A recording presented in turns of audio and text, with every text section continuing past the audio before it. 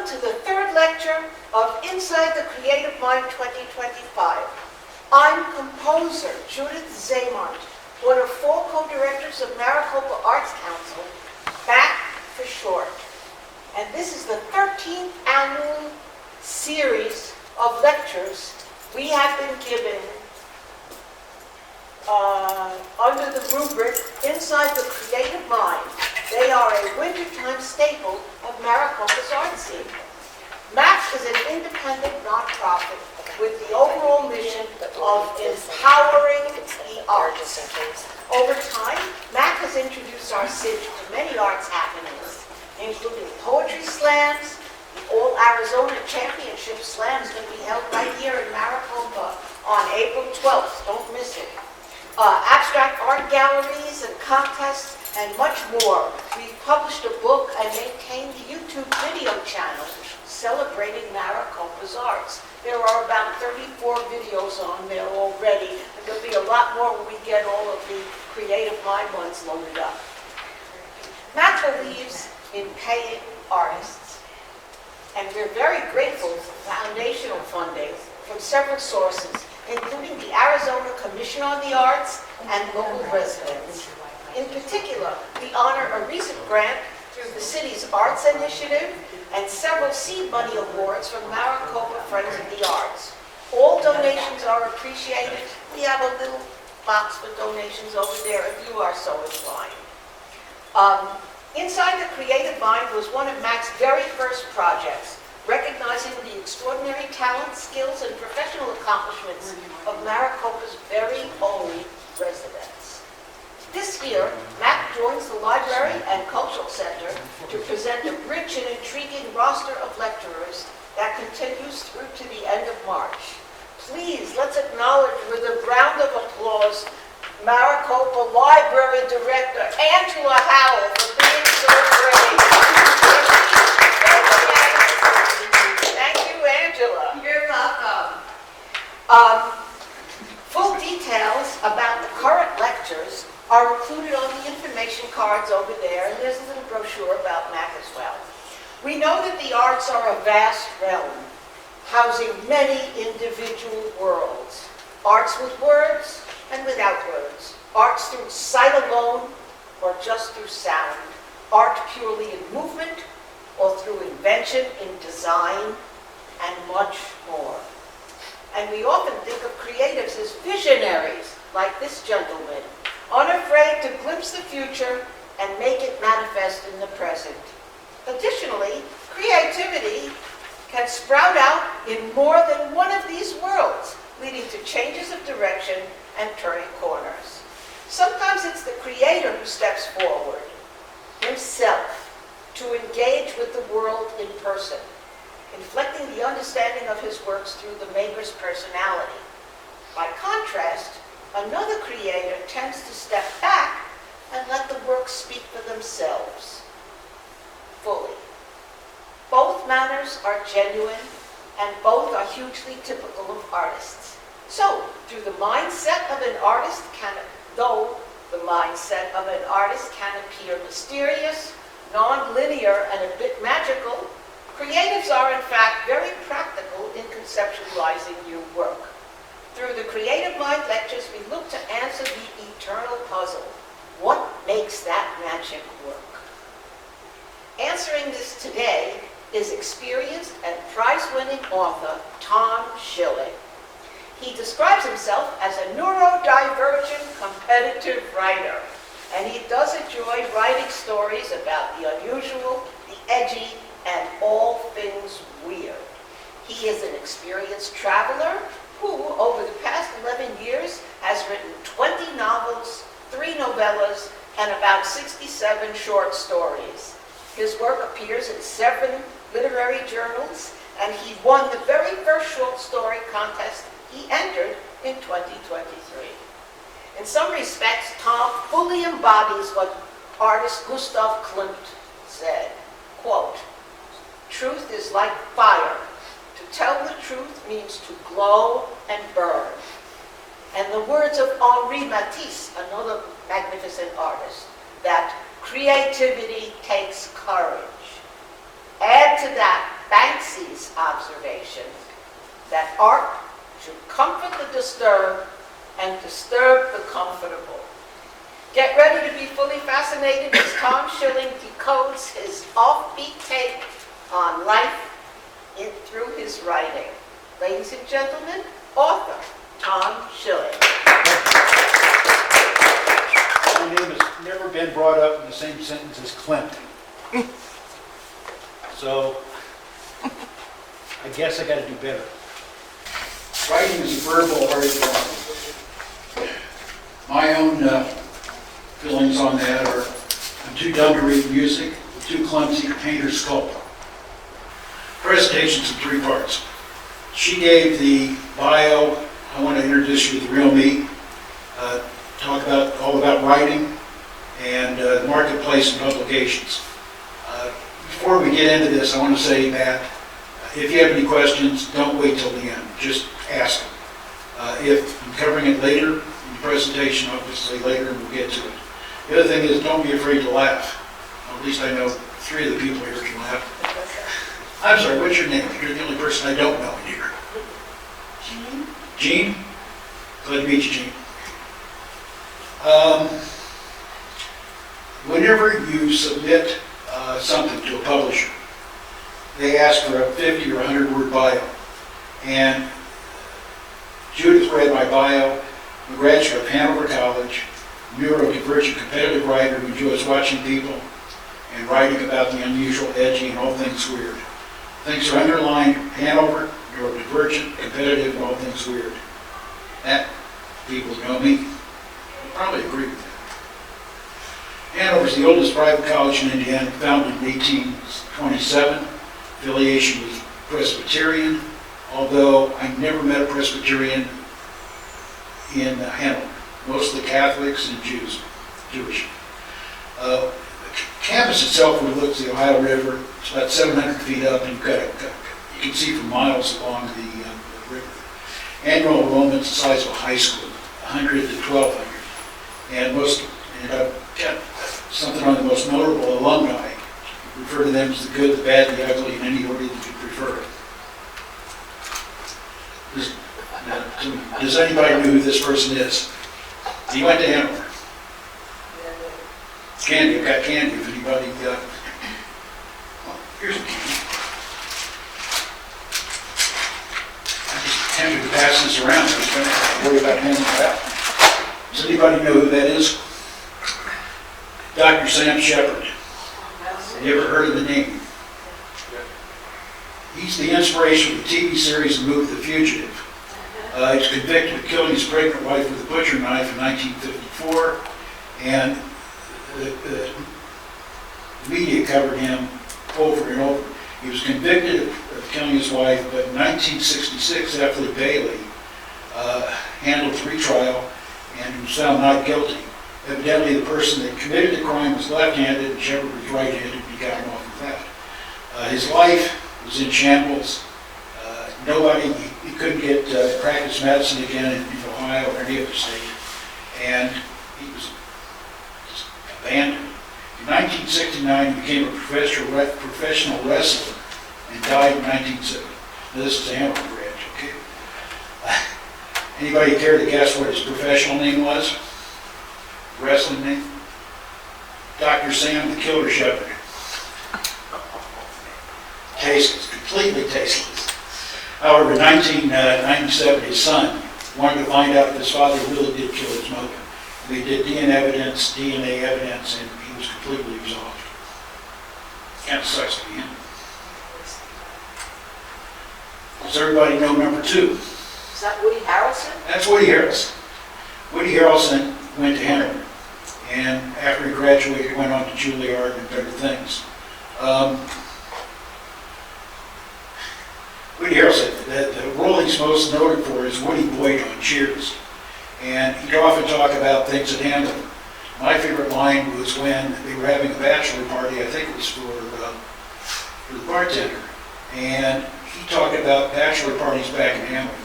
And he started with the statement, well, back in Hanover, we used to dress up farm animals. I went to school 10 years before him. I know those people. Known for his versatility, Natural Born Killer to Zombieland, LBJ, The War for the Planet of the Apes, and who could forget Kingpin? There's relevance to that one. Number 3. Does everybody know this person? Is that Pence? That's Pence. I don't need to say any more about that. So in any order you want to put them, the good, the bad, and the ugly. My takeaways from Hanover is I learned to appreciate weird behavior. The same school that produced Mike Pence, did Woody Harrelson, and a failed killer. What do I call it that? I learned to use props and visual aids for presentations at Hanover.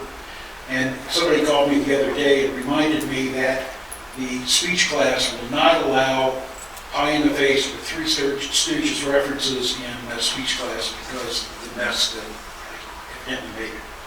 I learned how to keep score in bowling. How many people have gone to college and can say quantitatively, I didn't know anything about this before I went there, and now I know everything about it? Well, I can. I know how to keep score in bowling now. And last but not least, I learned how to play rugby. That's football without helmets and pads. Right. You've got to be a little crazy to do that to begin with. Neurodivergent. Can anybody tell me what neurodivergent means? There. Right there. It's on the screen. People whose brains develop or work differently than everyone else. I definitely fall into that category. NPH. Does anyone know what NPH is? Attention deficit. Yeah, we get into those things a little over. NPH is normal pressure hydrocephalus, Oh. otherwise known as water on the brain. And at one point I was misdiagnosed with Parkinson's and never be cured. And finally I was re-diagnosed after I went to the third doctor having NPH. I moved here to Arizona. Took 45 minutes to get an operation, probably added 10 years of my life. I was going downhill fast. And just finding out what it was a 2-year undertaking. ADHD is a form of it, autism, dyslexia. I'm dyslexic, and I can't type. So why in the heck am I writing? It's just, you weren't in here when I said in with, but laughter is allowed. It's allowed. That's Okay. allowed. All right. The first few, I've been to the first 2 in this series. Kay Fisher is there, he had the first one. There just didn't seem to be enough laughing. So feel free, and if you have any questions, don't wait till the end, just ask them. Savant syndrome. Has anybody even heard of Savant syndrome? I share an office complex. The person in the office next to me, when I first moved to Phoenix, suffered from that. And this man could remember numbers, dates, names, almost a photographic memory. But he'd get so absorbed in what he was doing. One time I saw him, he was walking around the parking lot, he comes up and stands in front of me and says, "Where did you come from?" Anyway, that falls into this category. Tourette syndrome, most people know what that is. Heightened sensory sensitivity, that's redundant. It was a medical journal, so I used it. Unique technical and or spatial abilities and systemization, where they have to have a need, almost obsessive compulsive, to put things in specific order. And the competitive writer. The object of being a competitive writer is getting published or build a resume, and that's what I've been doing for the last years. Enter any short stories I can find, novel contests. I submit to literary magazines, in print and e-versions, literary journals. For every print journal, and I've got copies of the anthology, printed version, and electronic version. For every printed version, printed literary magazine, there's 20 that aren't. So the big field right now is getting published online. It's convenient for people, and they don't spend a lot of money on it. Tonight I'm going to discuss types of writing. I'm a fiction writer, but I've got to give credit where credit's due. Poetry. For every fiction writer, for every fiction piece that's put out there, there are 3 or 4 poems. Poetry is much more popular. So is anybody in here thinking about becoming a writer? If you are, raise your hand. 3 of you already are. They're not raising their hands. Okay, prose and essays. Just prose has more duration. Essay is almost pure narrative. Nonfiction, creative nonfiction. Nonfiction is there was a white cat. Creative nonfiction, there was a white cat that chased a black rat. Get into detail, get into colors, it's a little more than just text. There's creative and nonfiction, creative nonfiction. Nonfiction is writing a how-to manual. Kay Fisher, who's sitting in the second row right there, done a lot of nonfiction, and he's breaking into the field of fiction. Evidently, it's more interesting than nonfiction. Interviews and reviews. If you're interested in doing that, I don't want to say it pays big bucks, but it pays more than an author would get. Where you read somebody or you interview an author for a magazine. And there's much more demand for that sort of thing than actual articles. I want to get into classes of fiction. Just as we go on, you're going to hear that term more and more. Flash fiction is a story that is from 6 to 1,000 words. And that 6-word fiction, they want to know the reason for World War II and how it affects society. Impossible. But they have contests for that sort of thing. Flash fiction goes up to 1,000 words. Short stories, 1,001 to 8,000 words. Novellas are 12 to 50,000, and novels are 50,000 up. I put 120,000 in there. The first novel I wrote was 145,000, but you can't sell it anymore. It's too long and probably too boring. Novellas, you can notice between short story and novellas, there's a no man's land. There's nothing there, and very little demand for it. Just saying up front. Next, why write? For information, explain something. Really cut and dry. To enlighten, that's to influence people. Vanity, legacy, memoirs, something in your life's happened and you want to tell people about it. In the age group of 45 to 65, that is the most popular style of writing. Fame and fortune. I don't think many people get rich for famous writing. And you could say, well, you know, so-and-so, Tom Clancy, he's famous for this. Clive Cussler, he was famous for that. And they made it, but not many people do. And last but not least is enjoy telling a good story. That's kind of what I think. I enjoy telling a story and people laughing or getting something out of it. Before we go on, are there any questions so far? If you don't ask me, I'll be asking you. Well, you talked about writers and why somebody would want to be a writer. How does a writer make a living? How do they pay the bills? Great difficulty.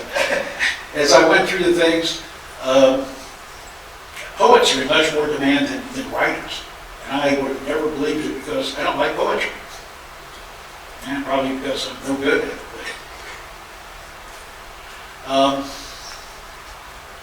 I think at one time I dreamed of fame and fortune and becoming a famous writer.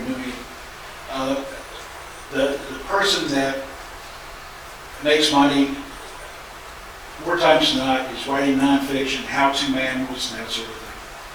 Kay, for instance, said the only book you make money on was a 300-page Metal shapers.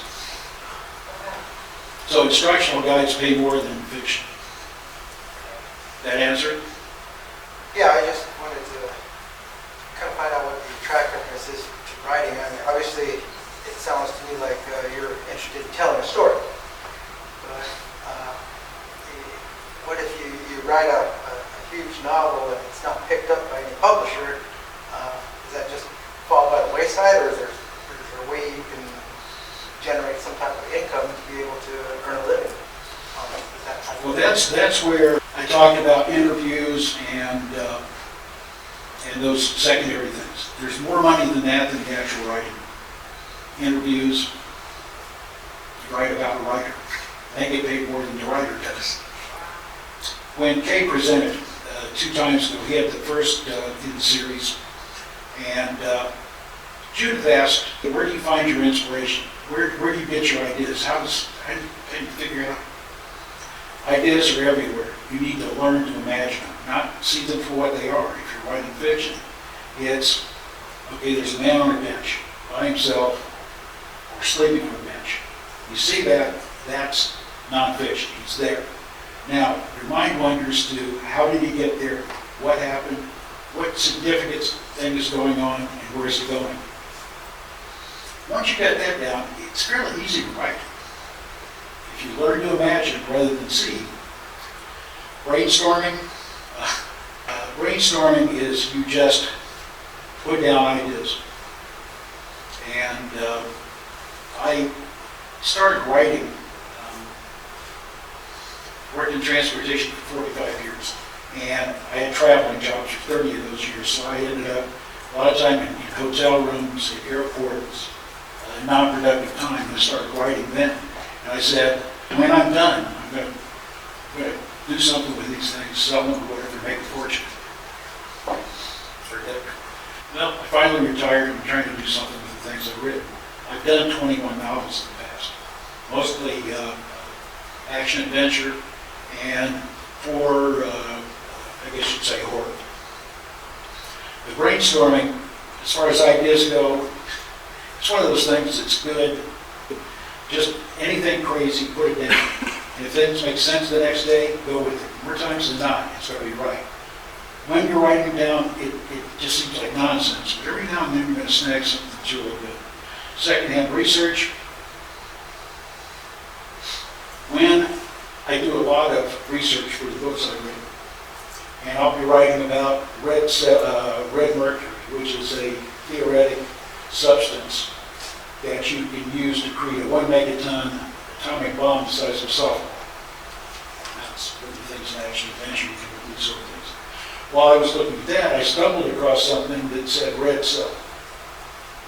Red cell is a government project that they pay people, come up with scenarios on how the U.S. could be attacked by terrorists. And what they did is they decided that people in government didn't have enough larceny in their bones, so they went out and they hired people that are action adventure novelists. They write a book, and the government would tell them what you need to write on, and they put the whole book together start to finish. And you would see, the government would take it, and they would use that to prevent terrorists from blowing up malls or whatever things might happen to be. So just by looking for one thing, I found enough information for a couple more novels.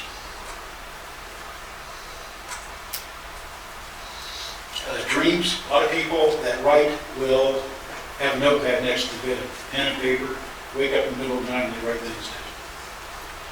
Characters, character names. Used Emma Bloodworth as an example. Now, if you have a character, and the person that, her name I saw was, I think it was Sarah Bloodworthy, but if you have a character by the name of Bloodworthy, what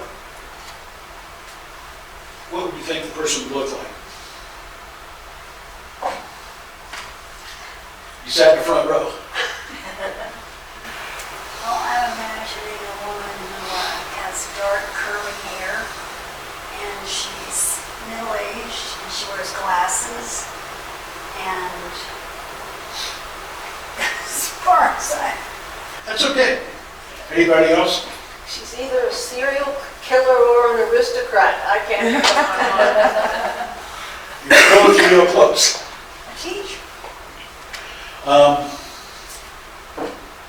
Emma Bloodworthy, what'd she look like? What'd she do for a living? She invented things. Oh, you know the answer to this one. You heard it in the preview. It's true. Sir? Emma Bloodworthy. Newspaper column writer. Not that far off either. I wrote a novel and started it just with the name Bloodworthy. And I started thinking, well, what does this inspire? So I started the novel, downtown Phoenix, July 4th. And they're attacked by a drone strike, killing all kinds of people. And the technical director for the company that I write about was killed in the accident, and they started interviewing people, and they met Emma Bloodworthy.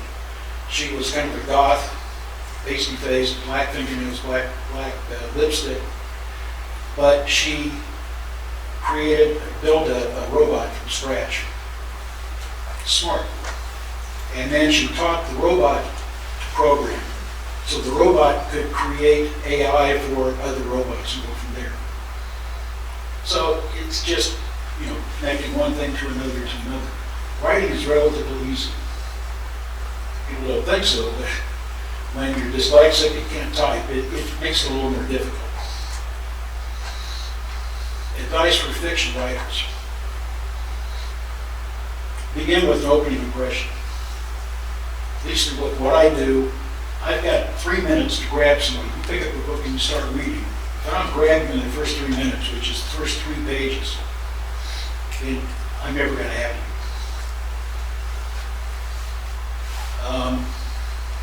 Going past that. If you create interesting characters, you want a powerful protagonist or main character with minor flaws. What happens if you have a character that is just, everything is good, no evil? It can be real boring. And I owe you a candy for your copy.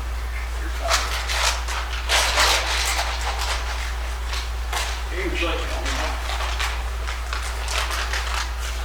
Pass out candy? I edit for him, so I hope it does. Reese's Pieces. I'm failing.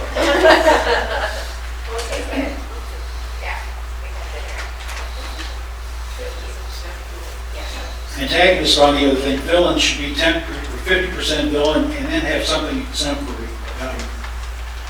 They can't be all bad. If they're all bad, they're too predictable, and that you don't use predictable painful murder mysteries. You want an action adventure books. Yes? Do you ever write drab or pale characters, or are they all vivid in their function? I'm glad you asked, because that's the lead into the bottom thing. Have complementary secondary characters. If you've got people that are outstanding, you need to throw in or slide some people in that aren't quite as outstanding. Or I've created characters from, I hate to say people I've known, but because that's against the law. But I knew a person whose name was Art Wims, and his nickname was Mad Dog. Art Mad Dog Wims. And I couldn't resist. I asked him, and I was able to use the character name in the story. But it's about a crazy Marine, which he was at one time, but a good secondary character. Now the draft, Emma Bloodworthy was really fairly drab starting out. And as things went on, she became more and more of a lead character. Advice for writers is don't write your stories, let your characters write for you. If you build good characters, you just throw something out there, stand back, or you put yourself in that position and write the same thing or what you would expect them to say. More times than not, it's a winner.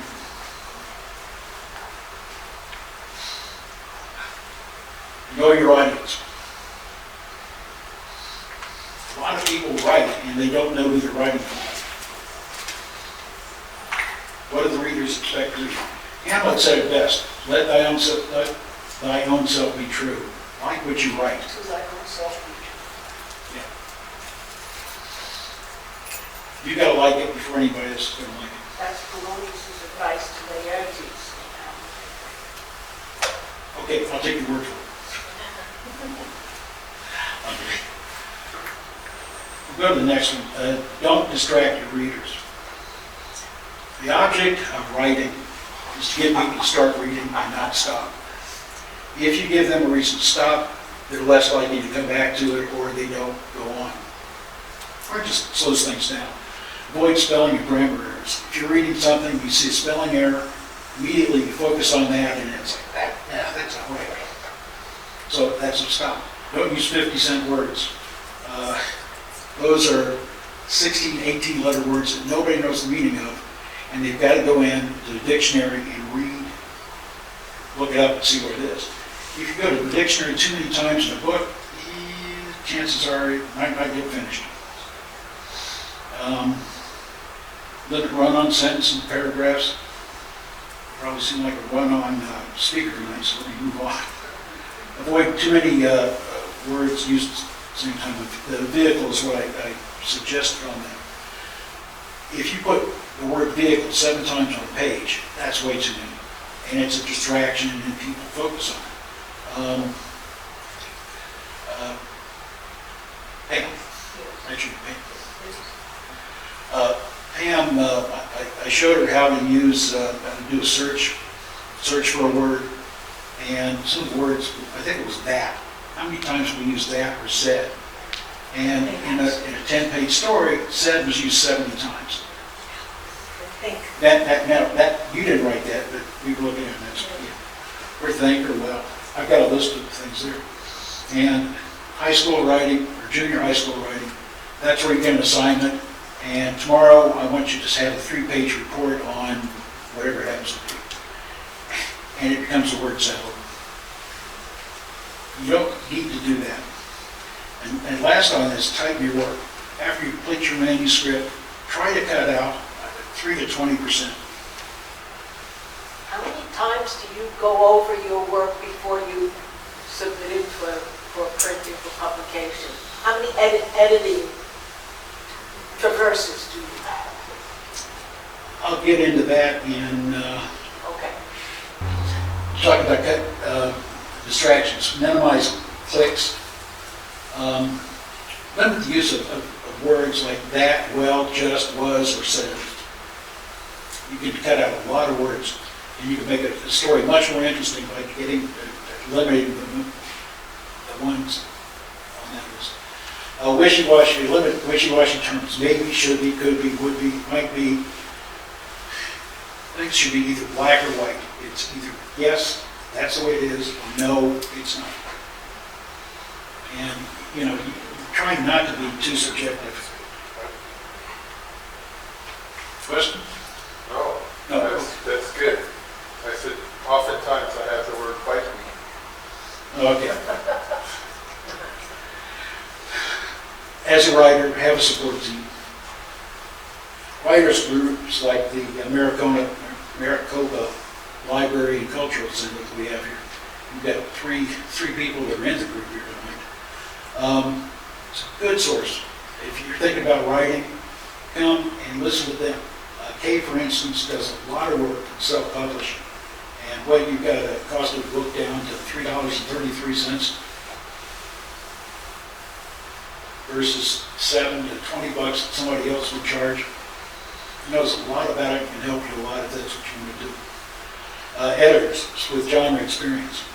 When I started writing action adventure, I wanted somebody to take a look at my stories and let me know whether it was plausible or not.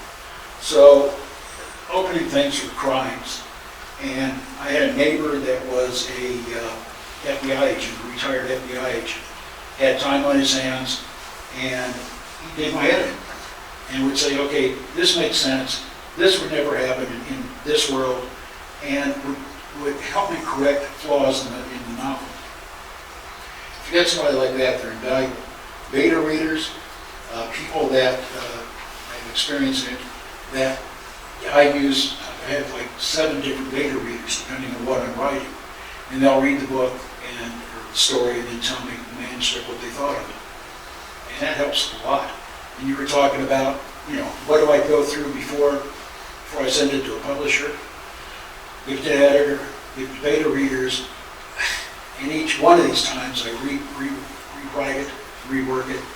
In a lot of cases on short stories especially, I'll reread it and I may change things at the very end before I send it in. So I'll get into that a little bit further.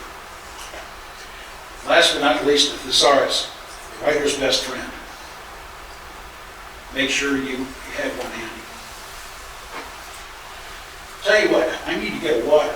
If anybody wants, what do you have over here? If anybody wants to get refreshment. Any other questions before I go on? How many times do you editorially review your work before you send it out? 10 or 15. 50? 15. 15? If I haven't gotten it 16, I'm not going to have it. That's a lot.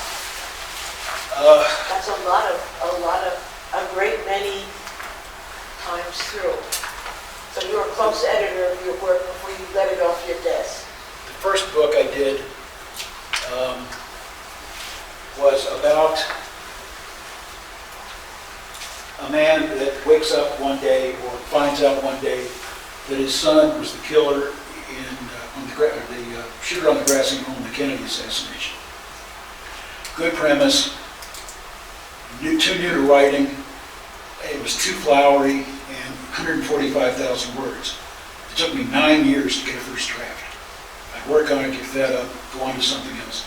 But I'm tenacious. I keep going back and going back. And if there's something I think is worthwhile, I'm going to stick with it. I may not get to it right now. But the second book, I learned what was wrong with the first one, and I finished the second book in about 5 months. So, big difference. How old were you when you did the first book? Pardon me? How old were you when you did the first book?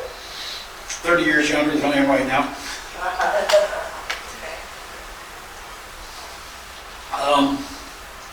Let's see, I was in my 40s.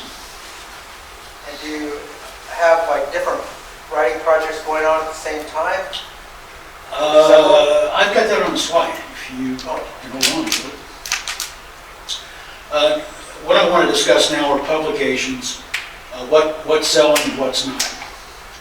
And give you an idea if you're talking about if you can make money at something. And they're just taking a look at statistics or the information is a good way to get things going.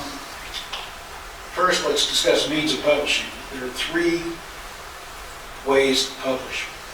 Get a traditional publisher, either deal directly with the publisher or have an agent represent you.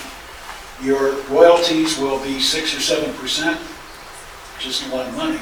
But you've got a publisher and agent that get paid based on how many of your stories they sell. So if they want top-notch information or top-notch manuscripts that they know they can sell.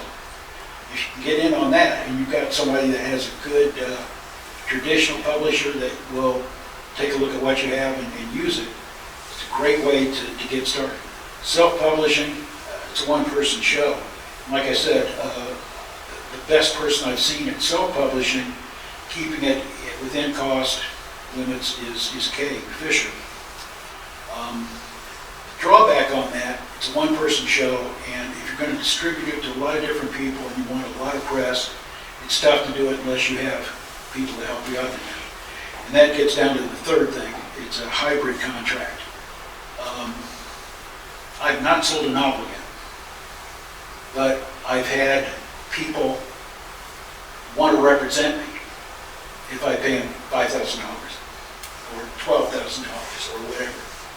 We had one person on the writers group that the publisher loved the story, want 2 books, we're going to offer you a 2-book deal, and we're going to pay you all this money.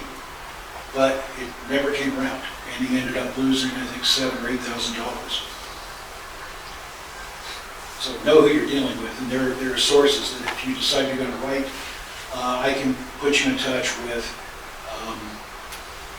a website that can give you pretty much anything you want to know, or who can help you best with what you need to have done.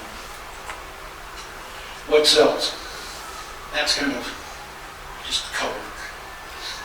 Very simply, fantasy fiction Harry Potter type books, #1 sellers right now, worldwide. Humor and comedy are #2. Horror is 3. Nonfiction, how-to books, 9% of the market. Crime fiction, 9% of the market. Picture books, coffee table books, rank right up there with nonfiction. Thriller adventure, only 7.7. Pop-up books for kids.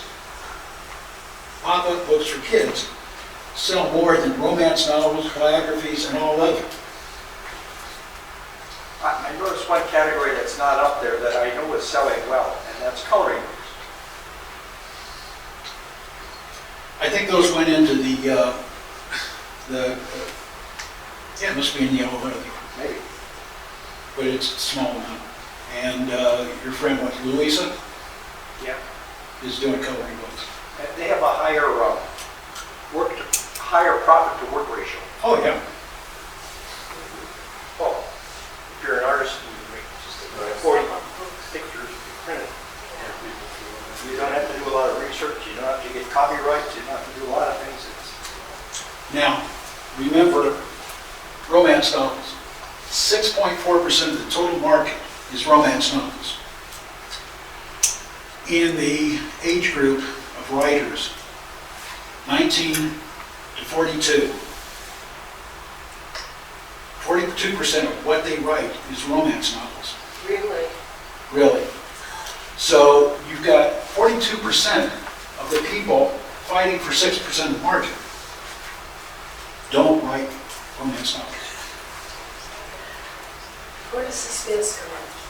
Pardon me? Where does suspense come in? Suspense writing. Suspense, thriller, could be crime fiction, could be some thriller. So who has like the smallest population for genre then? You said 42 was for the romance, so there's a lot of competition. What area has less competition? Do you know? Yeah, Gary, I'm getting into. Yeah, okay. I try to make my books funny. Takes work. So humor and Humor. comedy. 12%. Now, in a little bit, we're going to take a look at what's being written.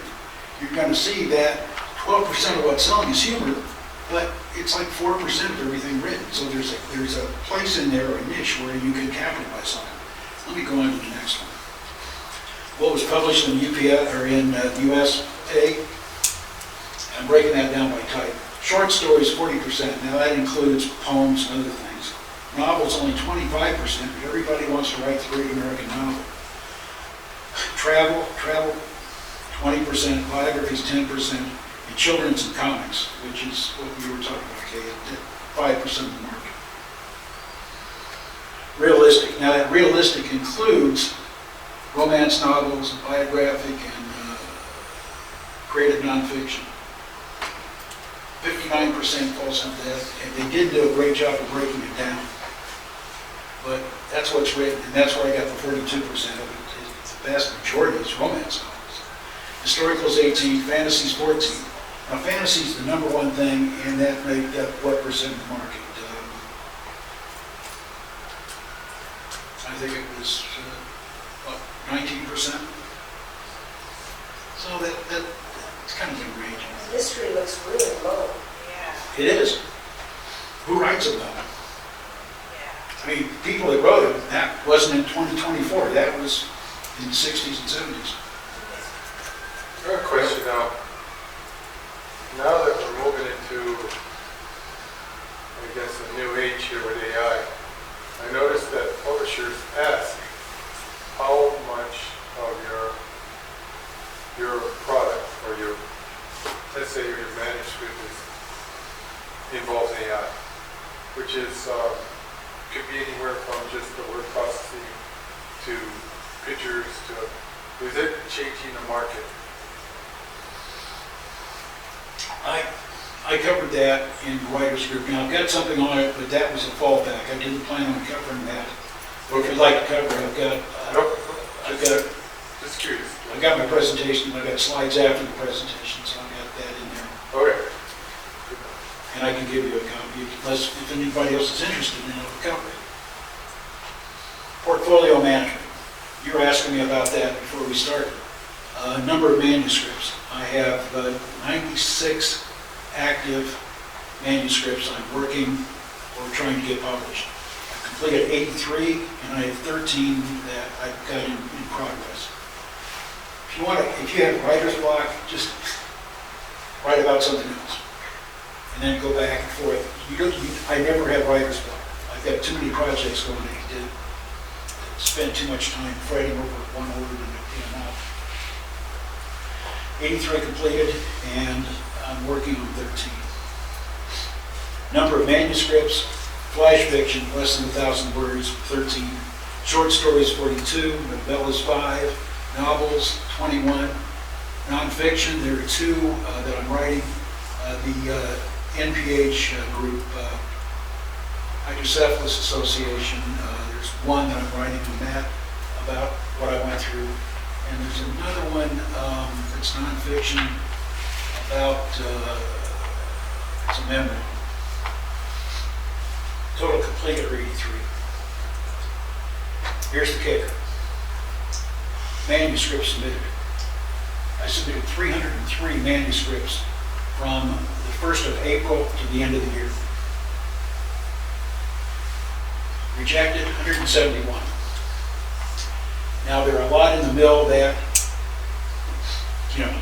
they reject or they just don't write you back and let you know.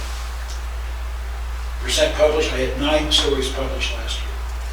Percent's 3, so 3% of what I've written is published. That's a low percentage. Please. When you say manuscript submitted, what do you mean by that? A story. But submitted to who? Glad you asked. My publications. I planned for 8 and I got 9, I got lucky. These are the ones that I had published. The Goat, or Vacationing with Farm Animals. The publisher that wanted it the most was T.A. Behrens, who writes the Merlin series.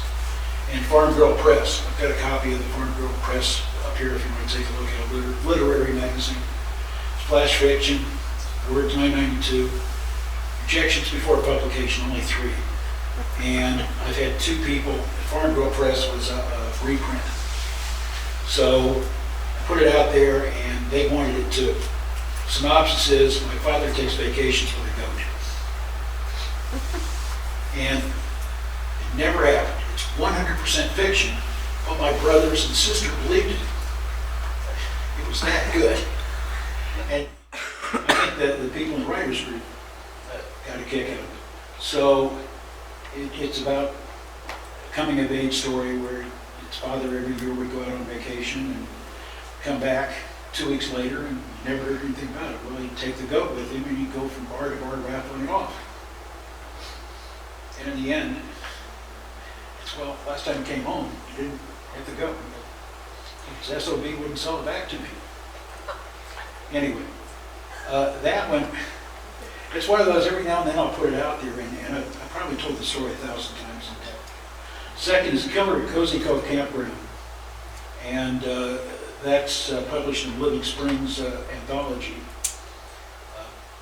Shorter story, rejections before publication 9, synopsis, a family goes on vacation and is the only campers in an eerie campsite or campground.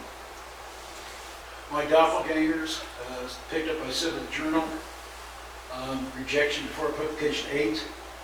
I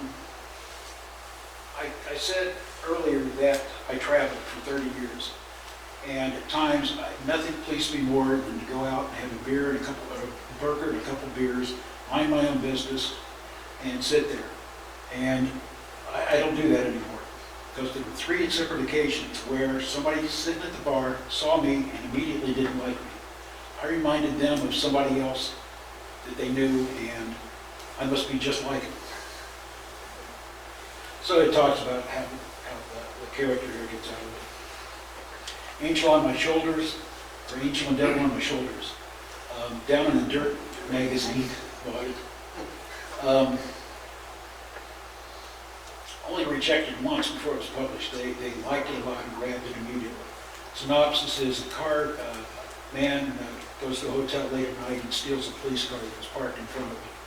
takes it down and drops it off in a used car lot, and comes back and starts thinking about it, and he's got an angel and devil talking to him at the same time about, well, you shouldn't do that, you shouldn't do that, this is what can happen.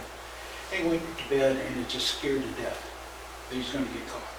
But nothing ever happens.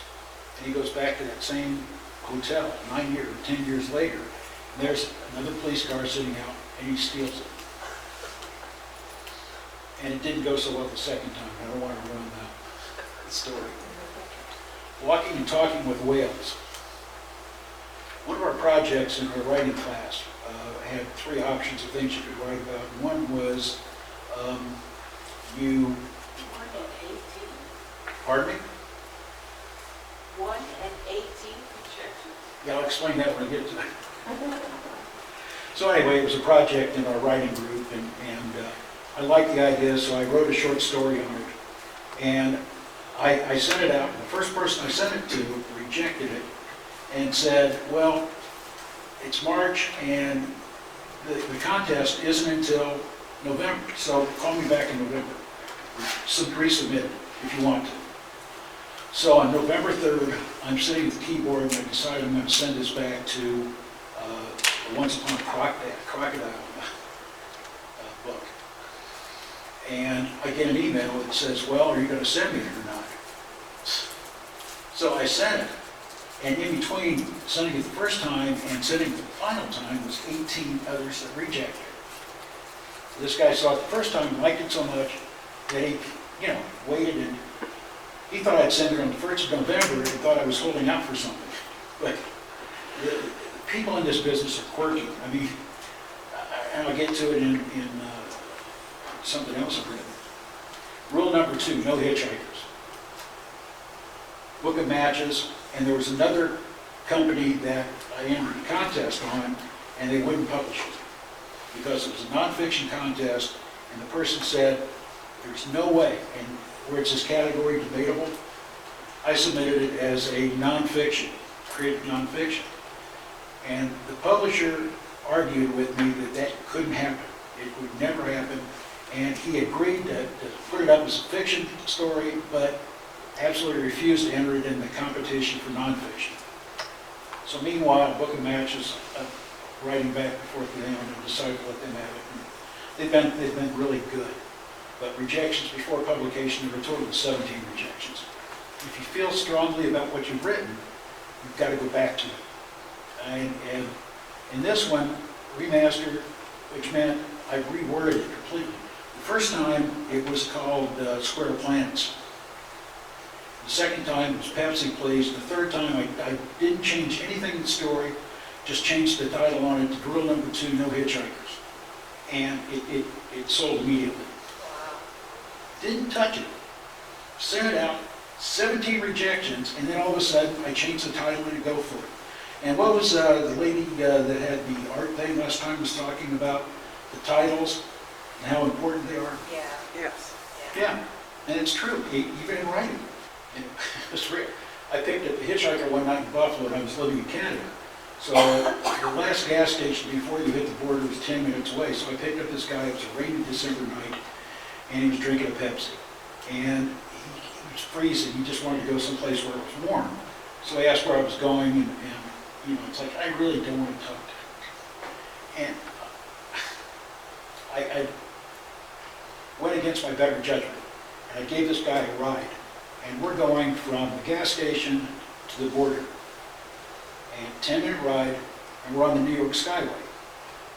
And as you're driving on the Skyway, you hear thump, thump, thump, thump, thump, thump. Whenever you passed a break in the road. And the guy's going, he goes, a lot of people don't know this, but I helped build this Skyway. And what we did is we put a body between each section of the road. And that's what the thump thump is. And it's like this guy's got a Pepsi bottle, the old-fashioned Pepsi bottle, and this thing. I started thinking he's going to hit me on the head.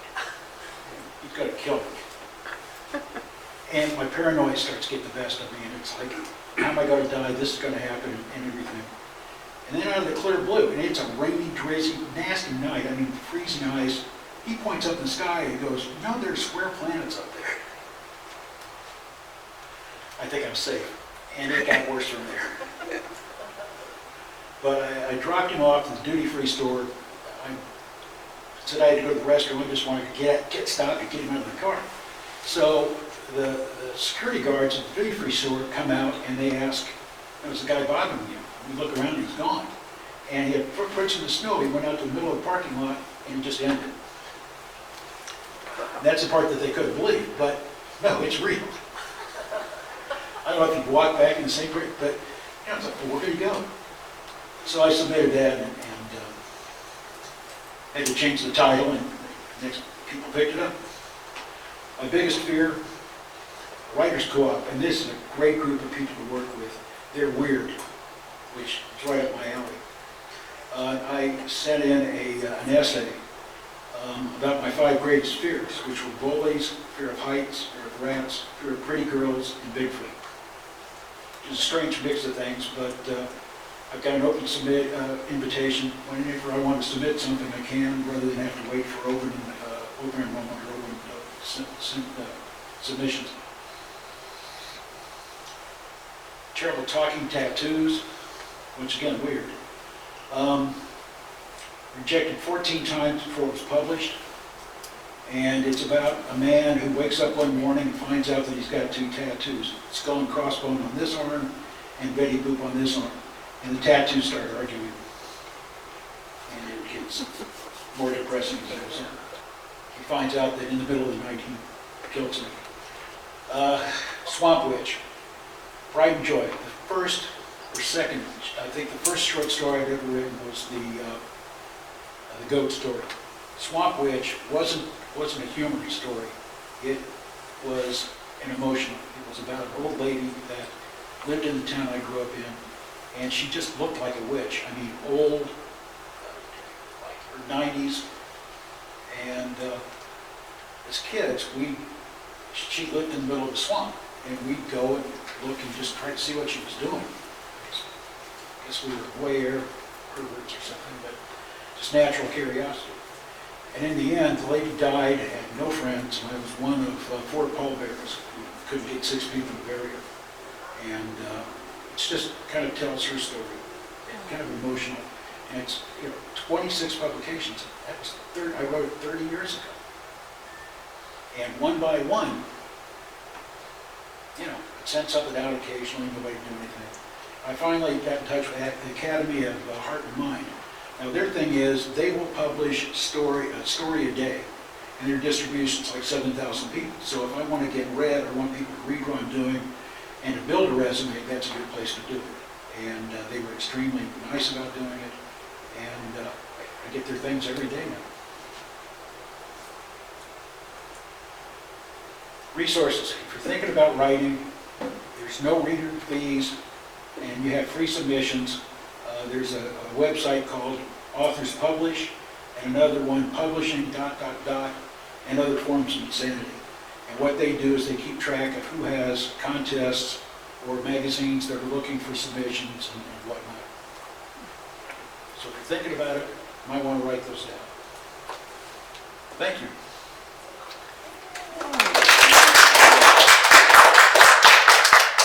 Harold, I don't know if you got a copy of that or not.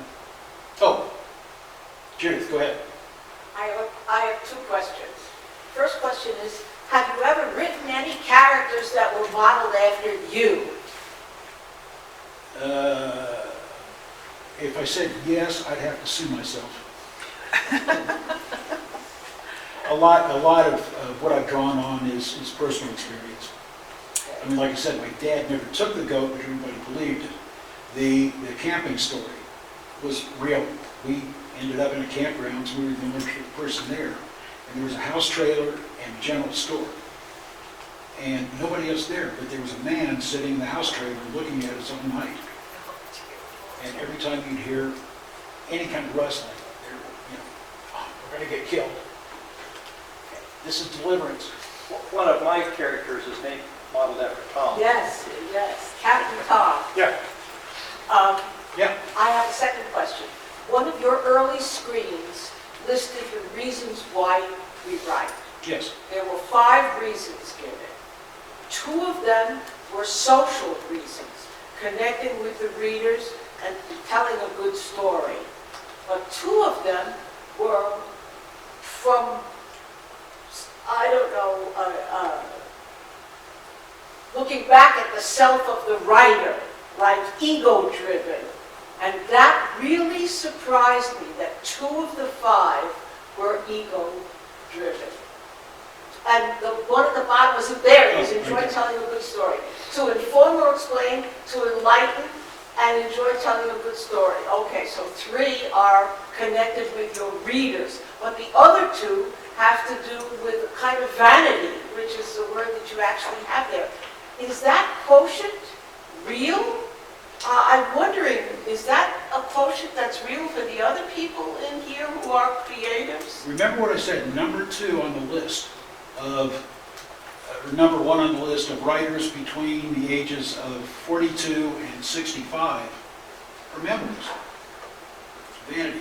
People that feel their mortality and want to do something about it or want to live past their lifespan. So they'll write their story and hope to inspire, or in a lot of cases, the company that would not take my nonfiction story and said they'd publish it as fiction, what that man specializes in, he takes people's stories and he has a repository that he, free of charge, will put it in this so that in future generations, if you want to find out about your grandparents, your parents, or anything, they write and they put stories of what they lived through, or who they are, and that sort of thing. And that repository, he's got hundreds of thousands of stories, and everybody's got a story. Good What's question. the title of your current writing? What's the title of your, you said you have, what did you say, you have 13 in progress right now? Yes. What are some of the titles? Zulu 99. It's about zombie fighters. I'm giving in to I've got 2 main series that I write. One is called Alert, which is Allied Logistical Emergency Response Team, and that's all the action-adventure stories. And it's a group of people, and generally I have 2 or 3 plots going on at the same time. It just bores me if there's just one plot and there's not something to jump around from. I've got a short attention span, remember the neurodivergence. So I can't stay focused on something, so I'll jump around, kind of like a TV show does. If you watch TV shows, they may have 2 or 3 things going on at the same time. And if you get tired of one thing, at least you've got something else to go to, and done a lot of writing like that. The other thing is the Sin Eaters series. I got tired of, I was with a group of younger people, and all they wrote about were young adult books, vampires and werewolves. So I started looking for something out of the ordinary, and I found the Sin Eater, which they were actually Sin Eaters back in the Dark Ages, during the plague. They, in England and Wales and Scotland, they would hire people to come in if an affluent person died, and they were expected to eat that person's sins or accept responsibility for anything they did in the course of their lifetime. So that seemed like it had prospects, and I did a story called Sin Eater, or The Sin Eater, or Eating Sins, and eating, knowledge, eating the apocalypse. I caved in again, eating vampires, and the new one is Eating Appalachian, about in America, the Sin Eaters were mostly concentrated in Appalachia prior to 1960. Supposedly, they said the last Sin Eater died in 1906, but there's evidence that he still practiced his trade in the 60s. And I noticed the other day as I was coming out of Casa Grande, there's a new antenna they put up, and I started taking a look at it, and it's a Gwen Tower, which is a throwback to the 70s and 80s. When the Cold War was going on, people took a look at what could happen. And if a bomb's exploded, a nuclear bomb's exploded a mile or a quarter mile above the surface of the Earth, it knocks out all the electronic equipment. Well, the government prior to 1980, when the Cold War was going on, put together a communications array that would not get knocked out by a nuclear explosion. And they figured that they could run the government from a bunker, but could still communicate on what was going on in the battlefield and in politics. So I was coming out of Casa Grande the other day, I noticed a tower and I looked it up and it's a Gwen Tower. So I don't know if we're preparing for a new war right now or what, but it's just kind of coincidence. You had your hand up, I'm sorry. Yeah, I came in when you were talking about neurodivergence, right? Yes. You had the list of borders. Why were you talking about that? Because I'm crazy. Because you're crazy? Was it a checklist of everything? I passed a lot of those. It's just a way of saying that I am attracted to offbeat sort of things and strange things. And my other question is, you said you don't type and you're dyslexic, so how do you record your writings or your stories? I thank God there's, Audio? well, yeah, read aloud is in all Microsoft Office products. So I can read and I can follow what's going on. Unfortunately, I haven't perfected finding all the periods or quotation marks missing, but I'll go back through it and do a search for that. Okay. And did you always write?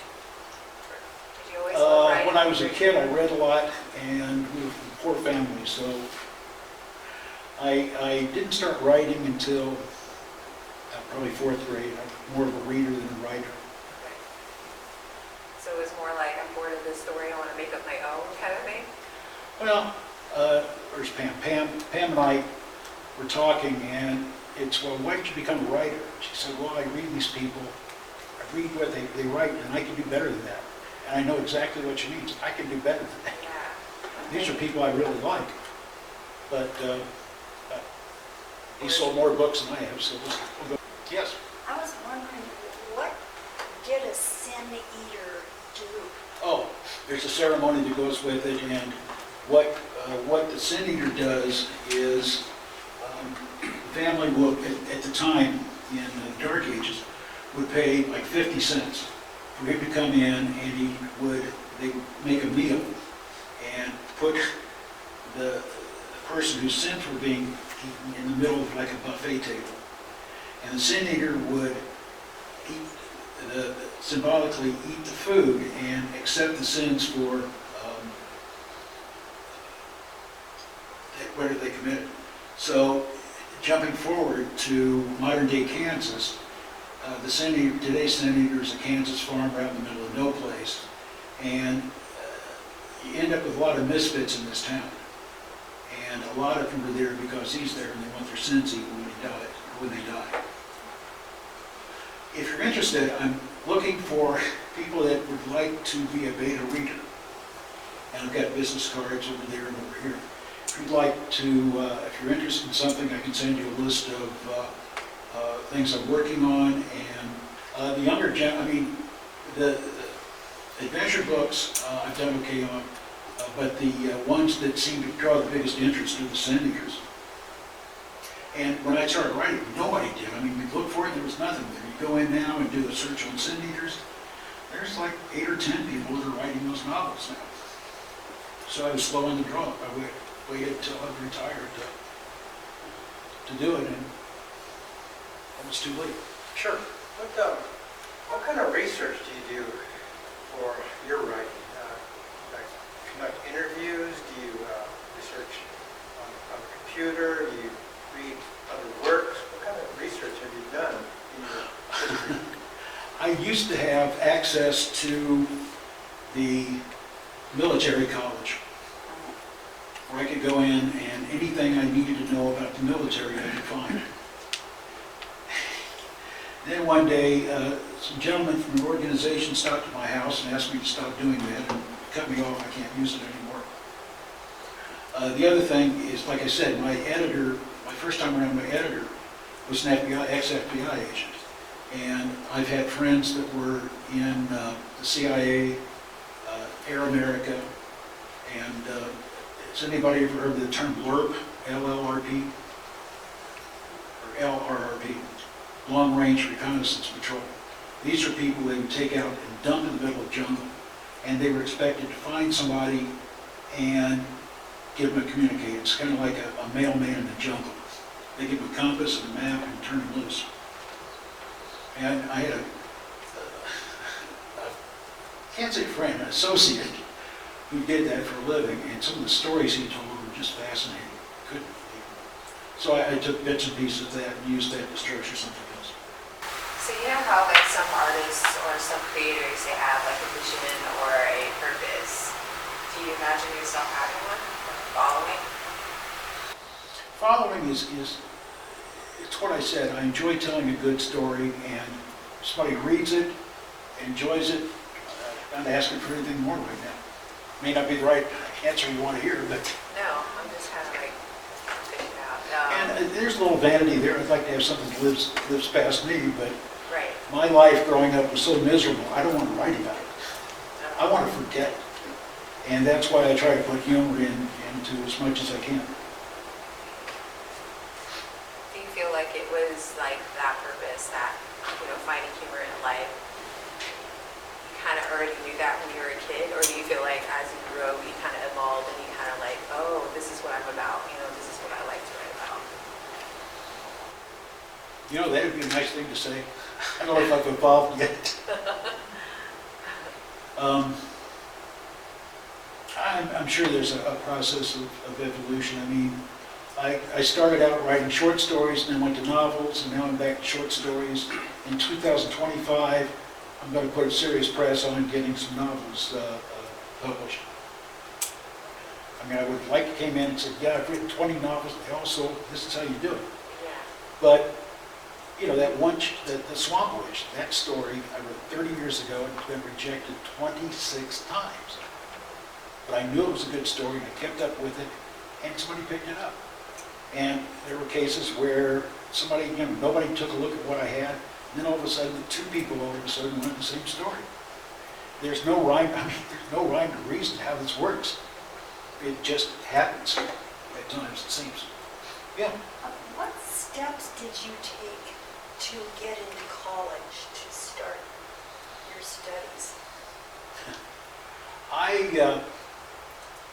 My father's side of the family, I was the first person, cousins included, to go to college. Back then, we didn't have rednecks, we were hillbillies. I worked for a man who wanted everybody that worked for him to take an IQ test. And his big thing was he scored higher on the IQ test than anybody else he ever interviewed. And I beat his score by 10 points. And it's like, why am I working for him? I'm smarter than he is. Well, let me show you how smart I was. He inherited the business from his father.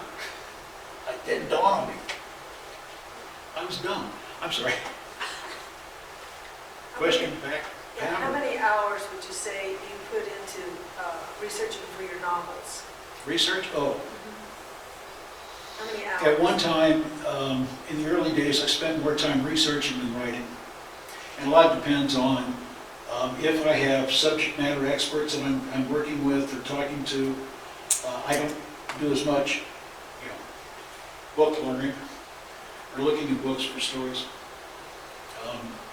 Believe it or not, I was living in Pittsburgh at the time, and I came to Arizona. I worked for a transportation company, and what we did is we would come to Phoenix in February or March to do all our training films, because you could always count on the weather being good. And we'd come here, and anyway, I was out one night with a friend who was with the CIA. And high-powered, this is the kind of person that would give presidential briefings once a week. And we were sitting there, and we were talking about the story I was working on. And we started talking about the first World Trade Center attack. And he says, this isn't over. And he explained, item by item, exactly what happened on 9/11. I get goosebumps just talking about it right now. But as far as research and getting to know people, hearing stories, and being able to use some books, quite honestly, I talk to people as much as I read in books. I'd like to get both, so everything is up and up. But the thing is, Sin Eaters, nobody knew anything about Sin Eaters. It was easy to write about. The Red Cell author. Nobody knows that the government's paying people to write stories that they can use to prevent terrorist attacks in America. It's smart, but it's true. As a writer, do you have like an ultimate goal, or do you have a quest or something that you'd like to accomplish in your lifetime?